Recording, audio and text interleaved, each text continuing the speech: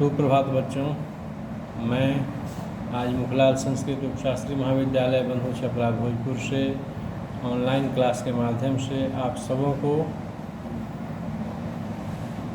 हिंदी के कुछ उभयलिंगी शब्द हैं उसके बारे में जानकारी देने जा रहा हूं तथा उसके बाद लिंग निर्णय के कुछ सरल सूत्र हैं उसको बताऊंगा।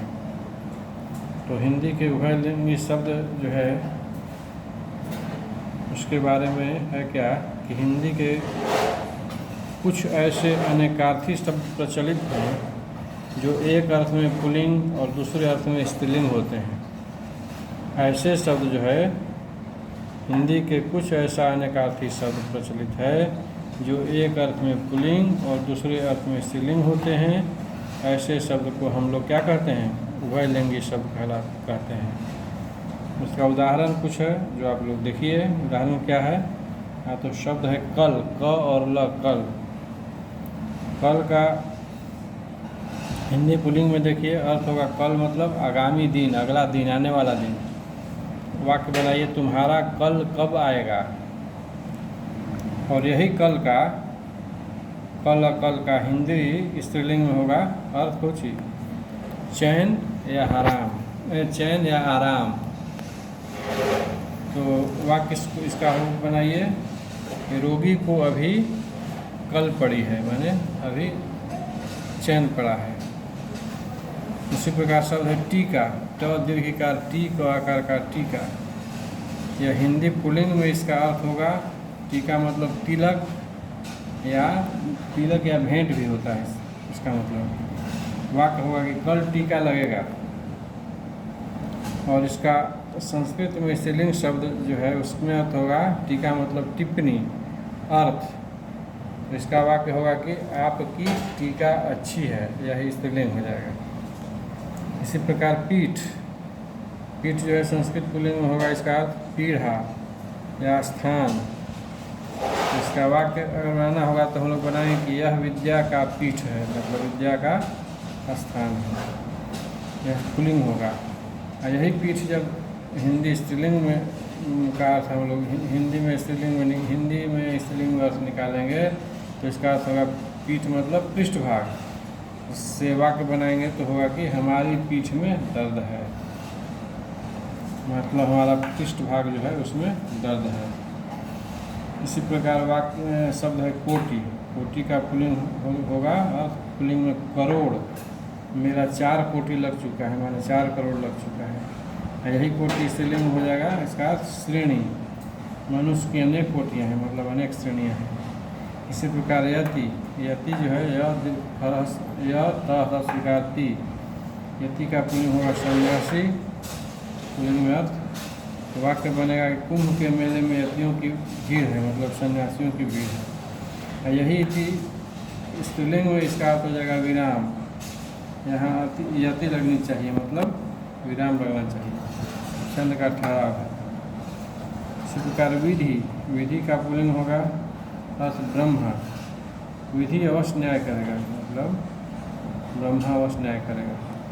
यही विधि का स्त्रीलिंग में अर्थ होगा प्रणाली, ढंग, काम करने की विधि अच्छी है, मतलब प्रणाली अच्छी है काम करने की। इसी प्रकार शब्द है बाँट, शान, शाल।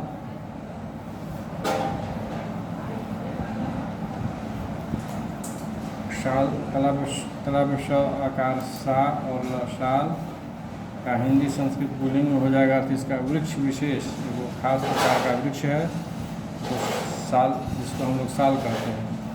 तो इसका वाक्य होगा यह साल बहुत पुराना है, मतलब यह साल का वृक्ष जो है बहुत पुराना है। इसका फारसी में स्त्रीलिंग में होगा अर्थ दुशाला होने वाला साल, उसकी साल कीमती है।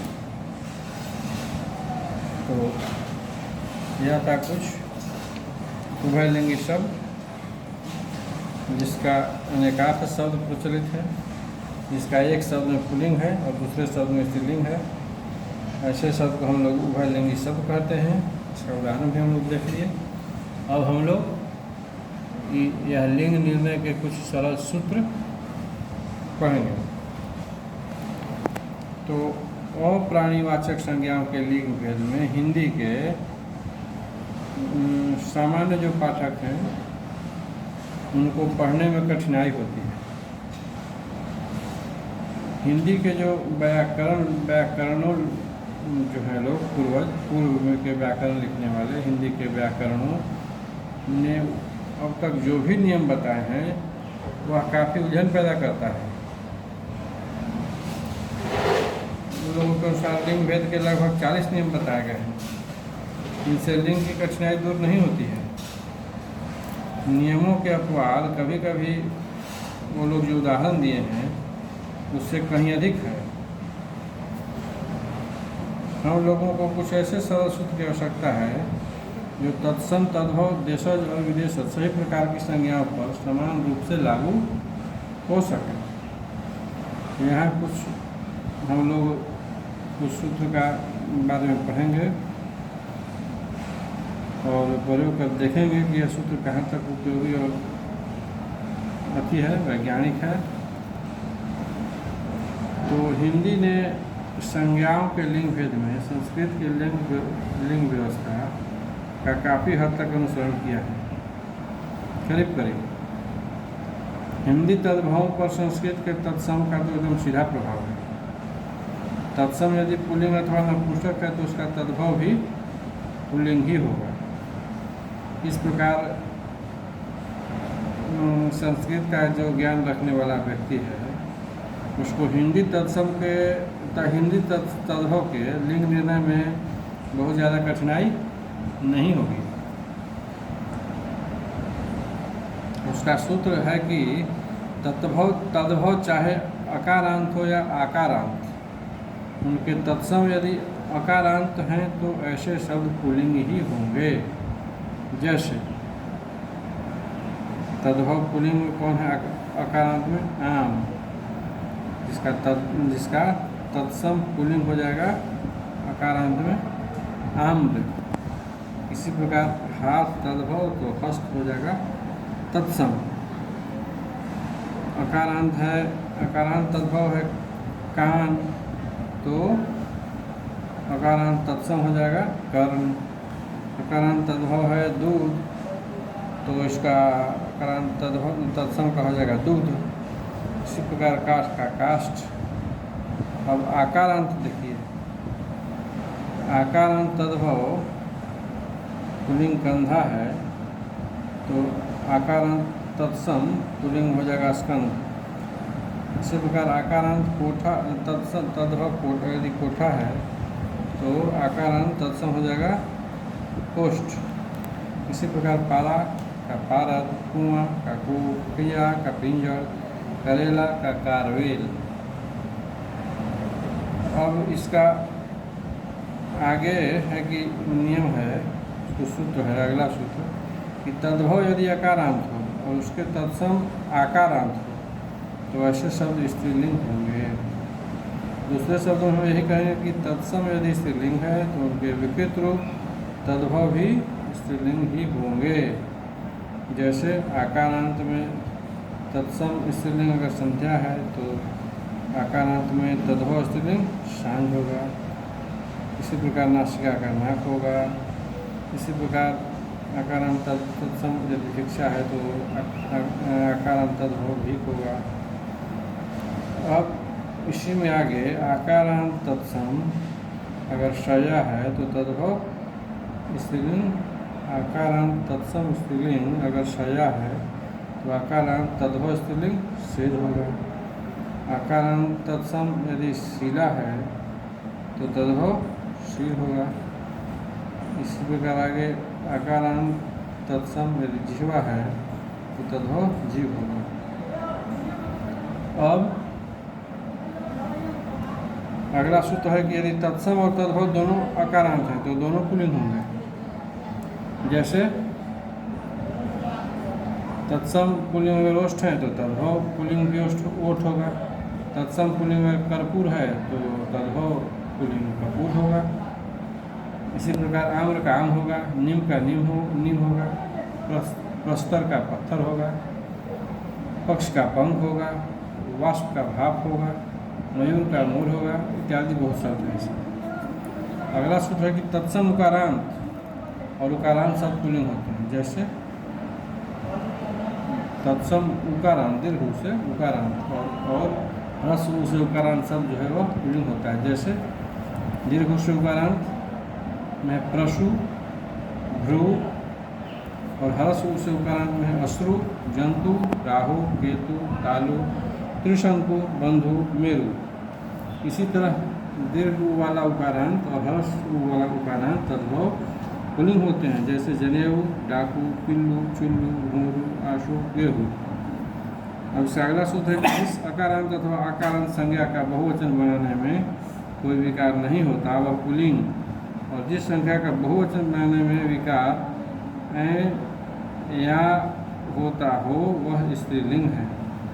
यह नियम सभी अप्राणीवाचक तत्सम तथा तद्भव संज्ञाओं पर पड़ता है, संज्ञाओं पर लागू होगा।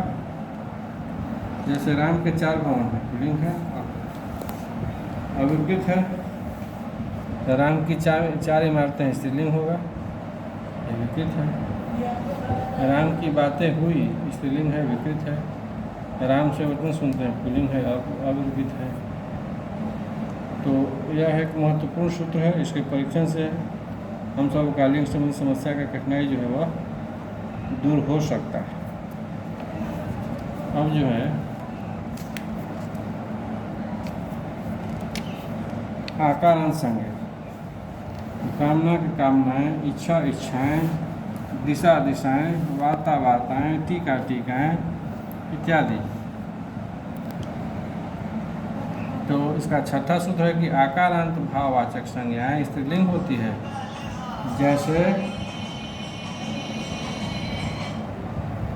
जैसे माया, लज्जा, दया, कृपा, छाया।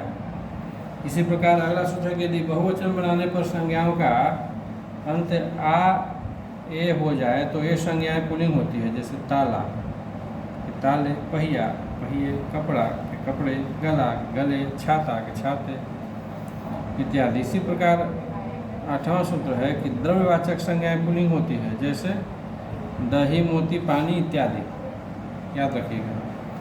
इसी प्रकार अगला सूत्र है कि क्रियार्थक संज्ञाएं पुल्लिंग होती हैं। जिस शब्द के अंत में ना लगा हो वे पुल्लिंग होते हैं, ये भी याद रखिएगा। जैसे लिखना, पढ़ना, टहलना, गिरना, उठना इत्यादि, उठाना। इसी प्रकार अगला सूत्र है कि द्वंद्व समास के शब्द भी पुल्लिंग होते हैं। जैसे सीताराम, राधा कृष्ण, शिव पार्वती, दाल भात, लोटा डोरी, नर नारी, राजा रानी, माँ बाप इत्यादि। ये सब जो है द्वंद्व समास है और द्वंद्व समास के शब्द पुल्लिंग होते हैं। तो आज के क्लास में इतना ही।